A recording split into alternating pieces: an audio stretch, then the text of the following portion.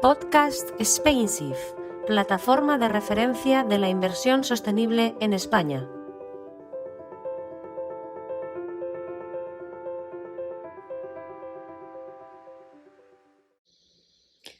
Bienvenidos a los Podcasts Spainsafe, la plataforma de referencia para la inversión sostenible en España.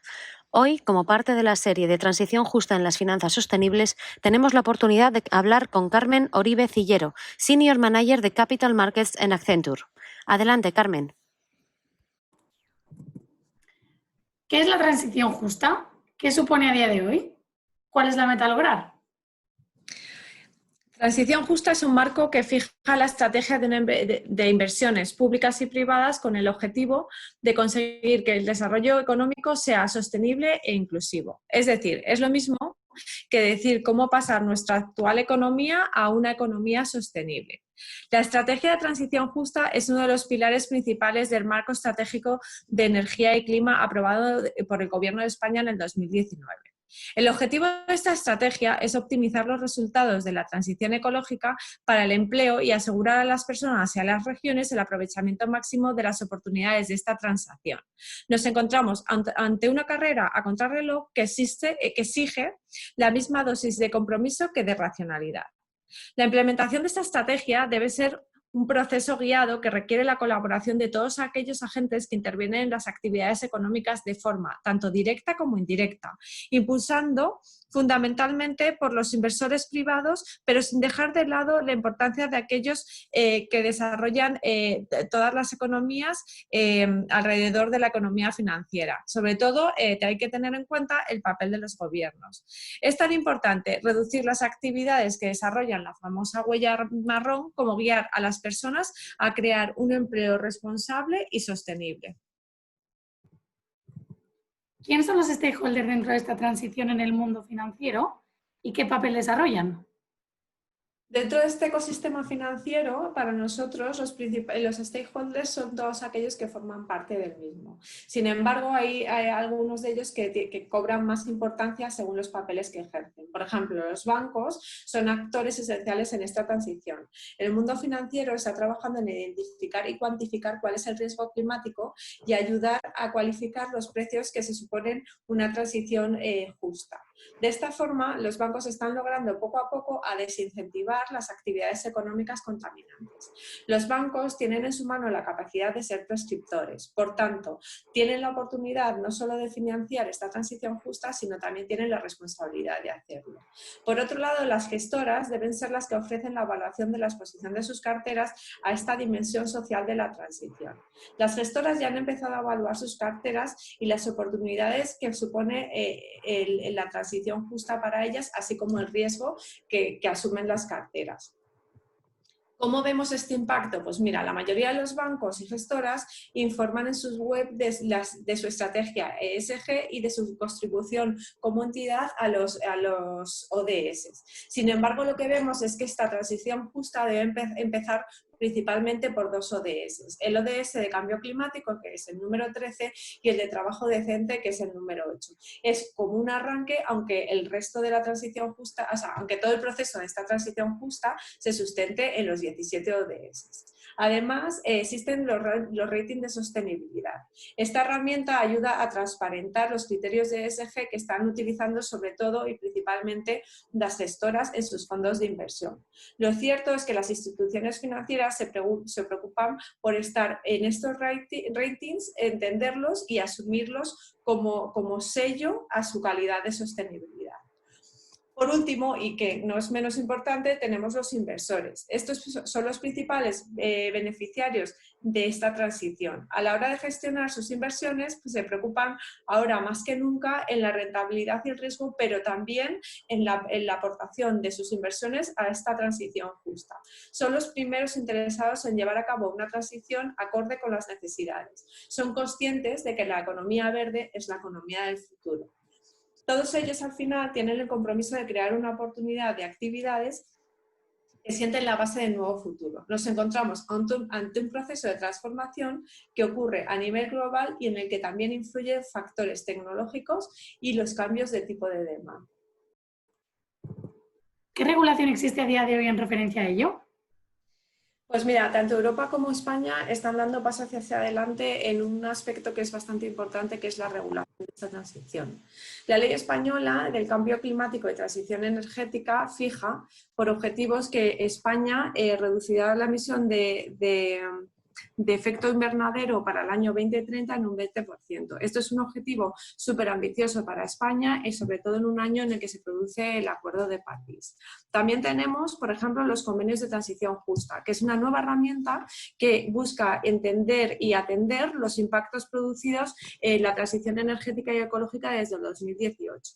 En este borrador, por ejemplo, se abordan acciones como el cierre de las minas, el cierre de centrales de carbono y de aquellas centrales nucleares que no tenían planes de reconversión previos. Luego tenemos el Green Deal, es el Pacto Verde, que es la hoja de ruta para dotar a la Unión Europea de una economía sostenible que intenta impulsar el uso eficiente de recursos mediante una economía limpia y circular, es decir, reducir la contaminación.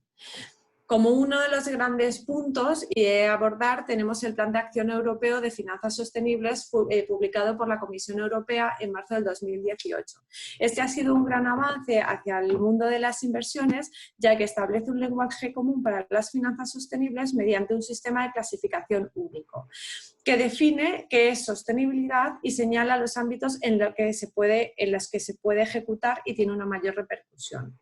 Por ejemplo, también crea etiquetas para los productos financieros verdes con el fin de unificar los criterios y facilitar la identificación de estos productos por los inversores. Estos puntos como principales, entre otros. Por último, tenemos el Reglamento de la Unión Europea 2019-2088, en el que se divulga la información sobre la sostenibilidad en el sector financiero. La comunicación de la Comisión titulada Próximas etapas para el futuro europeo sostenible, publicado el 22 de noviembre de 2016, vincula los ODS con el marco de actualización de la Unión. Así, garantiza todas las acciones e iniciativas estratégicas de la Unión dentro de un territorio y a nivel global, asegurando desde un primer momento que se incorporen los ODS.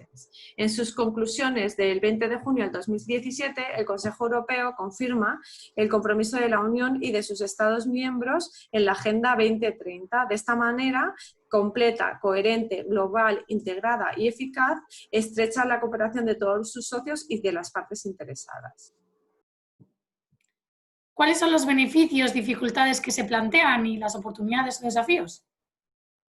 Para mí una de las grandes dificultades que se plantean ahora mismo es la generación de reporting y medidas de los factores de sostenibilidad. Si os dais cuenta, en los orígenes primaba la medición de los aspectos medioambientales y de hecho la taxonomía que existe a día de hoy hace referencia a la mitigación y cambio climático.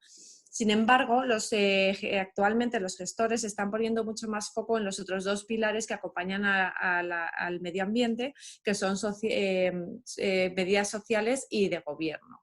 ¿Por qué? Porque al final el hecho de lograr un factor diferencial a través de la sostenibilidad implica lograr un equilibrio, que es el gran reto entre los tres pilares en la inversión. También otro de los grandes retos, bajo mi punto de vista, es la incorporación del riesgo de sostenibilidad dentro de la cultura de riesgos.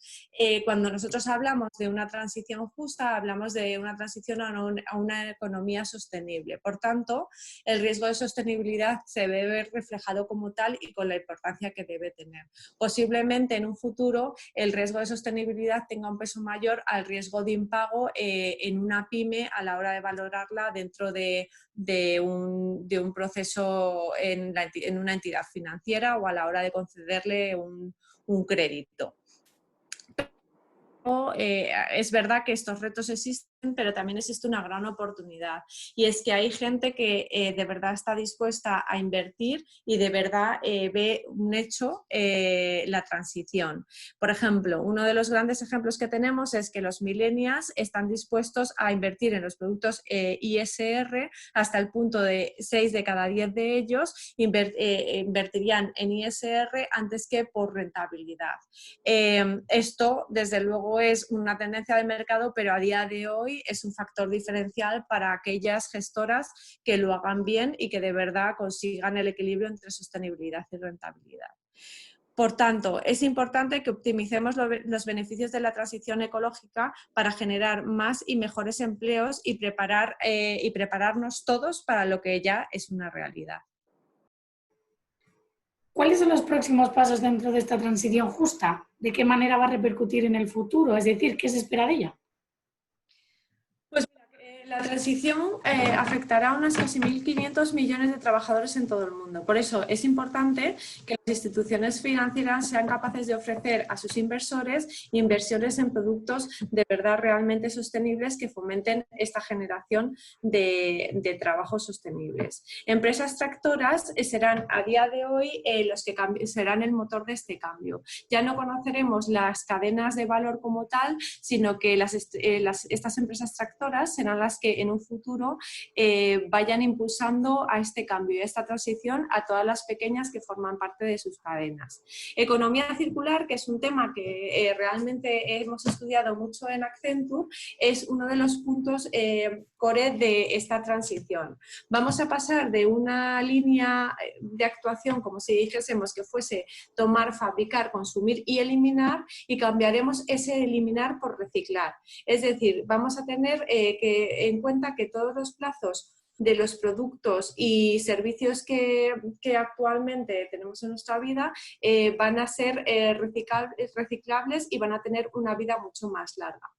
El gran reto de esta transición es lograr que este modelo llegue a tener importancia para todo el mundo y muy focalizado en los inversores. Es decir, los inversores tienen que poco a poco ir cambiando ese mindset en el que, por supuesto, es importante la rentabilidad, pero la sostenibilidad empieza a ser un criterio también muy diferencial.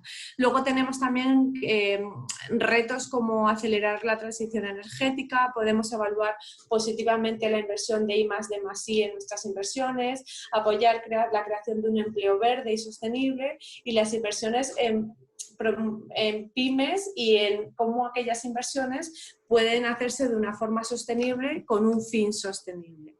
Es decir, la sostenibilidad no es una cuestión de futuro, la sostenibilidad es un presente que es un concepto que tiene una línea de futuro, pero hay que prepararse desde este momento. Esta transición es clave para lograr el fin, que es llegar a tener una economía sostenible. Quien no se incorpore a estos criterios ESG, tanto en sus carteras como en sus productos, al final se quedará obsoleto. Y donde vemos que esto ahora puede ser una diferencia y un valor añadido, dentro de poco, y esperemos que sea así, será una commodity de todos nuestros servicios y productos, la sostenibilidad. Podcast SpainShift, plataforma de referencia de la inversión sostenible en España.